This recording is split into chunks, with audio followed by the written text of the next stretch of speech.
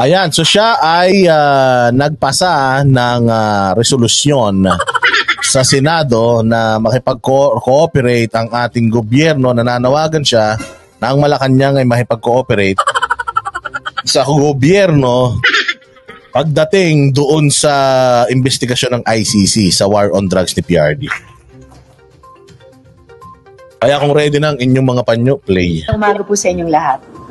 So ngayong umaga, nag-file ako ng Senate Resolution number 867 upang patuloy na himukin ang Malacanang na makipagtulungan na sa International Criminal Court o ICC ukol sa investigasyon nito sa sitwasyon ng karapatang pantao sa Pilipinas. Si Presidente mismo ang nangakong itataguyod ang karapatang pantao at ang high level of accountability sa mga paglabag sa karapatang pantao sa bansa. And cooperating with the investigation is the best way for Malacanang to show its commitment. Bakit kasi walang magtanong dito na media na, ma'am, bakit po ICC? Meron naman tayong korte, di ba po? Napalaya si De Lima. Ibig sabihin, okay pa yung korte natin. Bakit po wala po sa inyo ni isa sa mga alipores ninyo ang mag-file ng kaso na crime against humanity dito sa mga korte sa Pilipinas? Ba't kailangang ICC? Oo, kasi hindi natin maintindihan. Kasi pag sinabi niya, kasi nga yung mga korte natin dito, mga walang kwenta, o di maganda para idemanda siya ng Supreme Court. Tutal, ayon na rin sa kanila, mukhang posible itong matagal na nating hinahangad na kooperasyon sa ICC, lalo na ng mga biktima ng human rights violations at ng kanilang pamilya. The Philippines has historically been at the forefront of advancing humanitarian law and international justice, and it is high time that we affirm our commitment to these values before the international community.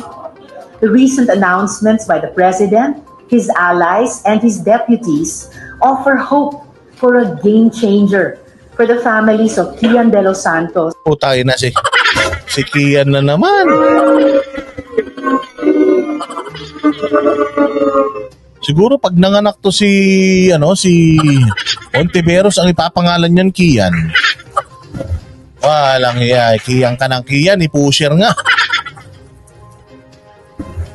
Pero pa rin, mali pa rin ng mga pulis yun. Pero hindi po mabait na bata yun. Pero hindi niya deserve yun. Hindi niya deserve yun nangyari sa kanya. Pero ito kasi nag-hype tong Kian eh. Carl Angelo Arnaiz, Reynaldo Kulot de Guzman. Si Kulot nga yun eh. Basta Kulot, salot.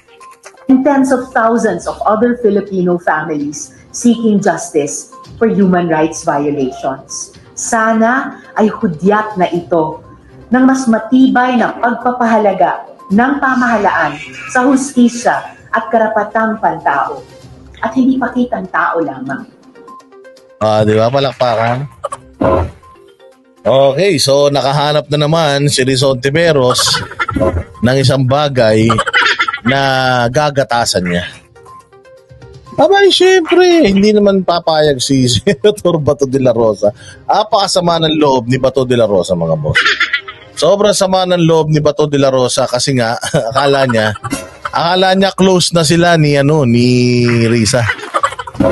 So masama daw ang loob niya, mga bossing, dahil kasamahan niya pa naman daw si Risa. Very close pa naman daw sila. O parang mahal na nga nila yung isa't isa. Tapos biglang gustong papasukin yung ICC, siya yung isa sa iimbestigahan doon. Ikaw kasi kalbo pa, tulog-tulog ka. Kasi kung ano-ano ginagawa mo, yan tuloy, naungusan ka na naman nila. Sige nga, ano na mo sasabi nito ni Bato? Ikaw kasi Bato kung anong ginagawa mo, hiring ka ng kung ano-ano kasi. Normal pa rin, pero ayaw ko may kipagplastikan. Hindi ako plastic na tao. When I say, masama ang loob ko, sasabihin ko talaga, masama ang loob ko sa'yo. Tapos, masama ang loob mo, tapos mamaya, bati-bati na naman kayo. Hindi ako plastic na tao. Yung smell ka, parang ngiting kabayo. Yung pala, sasaksakin mo pala sa likod yung hiningitian mo. Hindi ako... Galit na galit si Bato Kasi bato, tutulog-tulog ka. Ay, kipag-close ka kayong Tiberos. Alam mo na nga na komunista yan. General ka pa naman. Eh, kasalanan mo na yan. Alam mo na nga mga galit yan kay Duterte mga yan eh. Kaya ka nga nandiyan dyan para alalayan si Duterte. Masyado ka naman kasing napasarap ang pagiging senador natin eh. Nakakalimutan mo na yung isa sa mga purpose, ba't nandiyan ka? Is this? Mga galit-galit. Baka mamaya lambingin ka lang ni Risa. Senator ba to? Makatiba ulo mo. Eto, ikaskas mo sa mukha ko.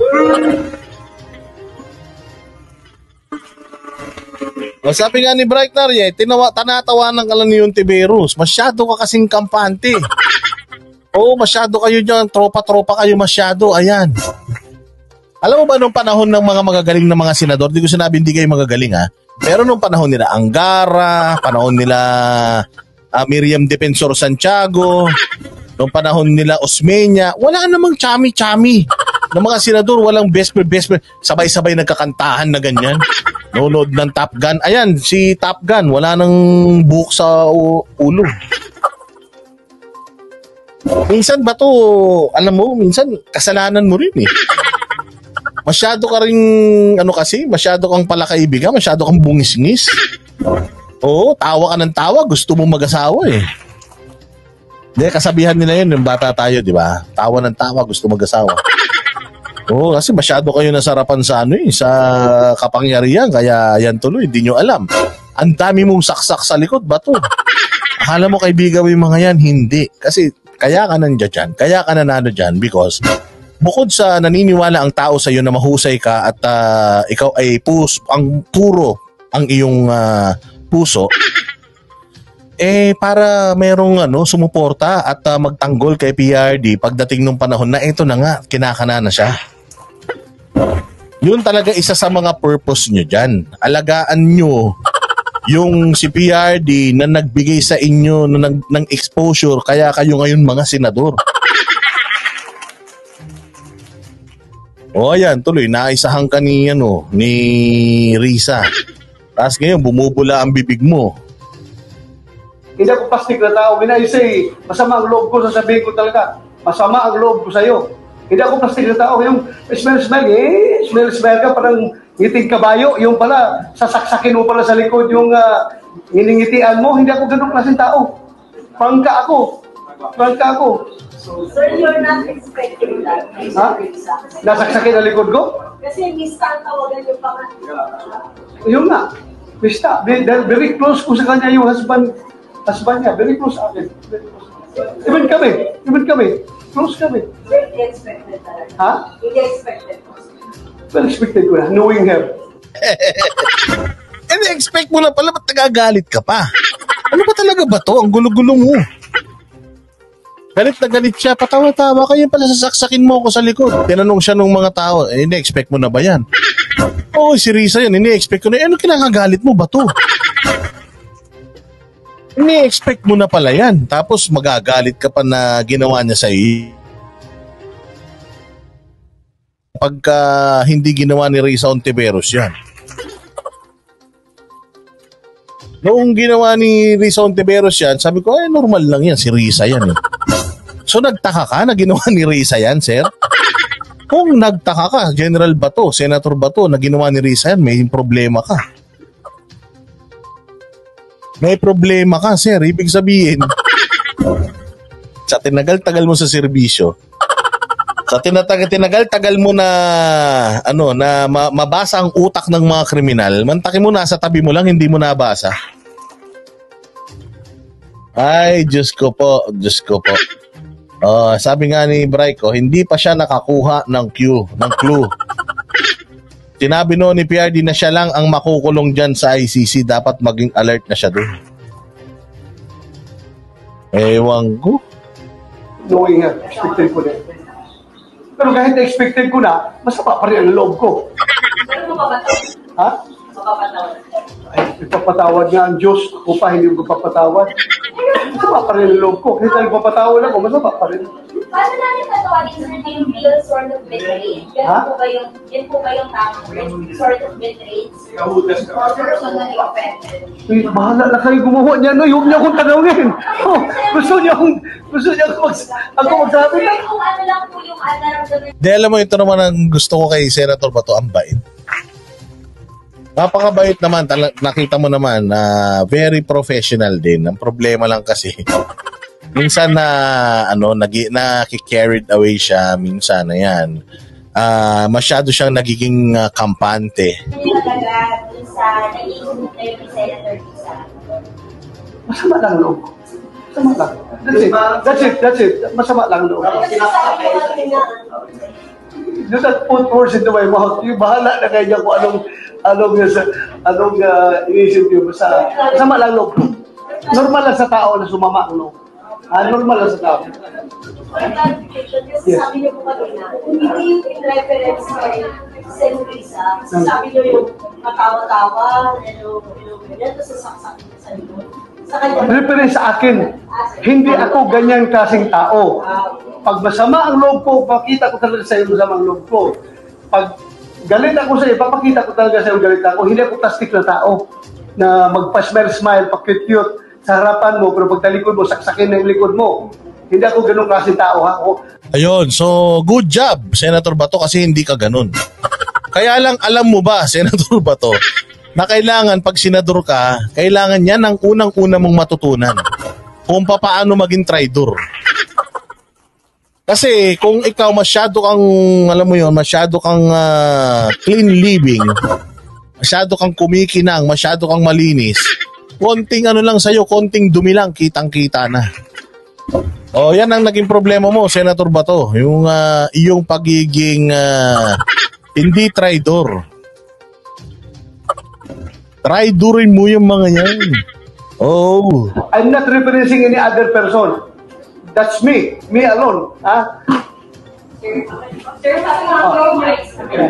Sir, sabi niyo po yung ICC para daw weaponize na against Duterte. Why do you feel so Eh, yung timing ba naman, kung kailan mayroong gusot between the Vice President, between the Dutertes and the Speaker of the House, saka pa naglabasan yung mga resolusyon na yan, why did it take, kung talagang sincero sila sa kanilang gusto, no, na papasukin ang ICC, why did it take 1.5 years bago nila ma-realize na, uy, kailangan pala talaga nating papasukin ang ICC kahit na hindi na tayo membro. Sige, please come in, ICC. Kailangan pala talaga natin papasukin yan. It took 1.5 years bago sila mag-file ng ganun kasi resolution. Ayun ang problema, Bato. Masyado kang naging kampante. Akala mo dahil matagal nang wala yung ICC usapan. Relax na ako. Yun ang pagkakamali mo. Nag-relax ka. Sabi nga nila, alam mo yung mga magnanakaw, ganun yan. Hindi ka bibiktimahin ng isang mandurukot kapag nakita niya na you are at your best, ikaw nga. Or yun nandudong ka sa oras ng araw mo na ikaw ay sobrang sigla at sobrang saya mo. Hindi. Ang mga tinatarget ng mga magnanakaw, ng mga mandurukot, lalo sa bus, sa Divisoria, yung mga siksikan, dyan sa Farmers, dyan sa may Aurora Boulevard, ang tinitingnan ng mga mandurukot dyan, mga bossing, yung lulugo-lugo, yung ang layo ng isip. Yung mga lumilipad yung isip, yung mga iniwanan ng jowa, tapos iniisip nila kung ano naging problema nila, bakit naghiwalay sila. Yung mga ganun, yung mga talagang hindi sila alerto baga. Hindi snappy, hindi alerto. Hindi yun dudukutan ng mga mandurukot. Ang dinudukutan ng mga mandurukot yung mga lulugo-lugo na ganyan. Yung mga naglalakad na laglag ang balikat. Yan ang binibiktima nila. O kaya ngayon, mga bossing, si Senator Bato, biniktima nila kasi nga, masyado kang naging kampante, sir. You let your guard down. Oo, yan nga sabi ni Josie Ima, you are caught off guard. Hindi ba yun ang naging problema mo, Senator Bato? Kaya sorry ka. Again, sabi ko nga, imbis na napoprotektahan nyo sana si PRD, yan, ngayon, sarili nyo yung mga pinoprotektahan nyo, ba't nandiyan pa kayo? Anyway, so yan yung balita na yan. Good luck sa iyo, Senator Bato. Sigurado naman ako, marami kayong magkakaalyado dyan.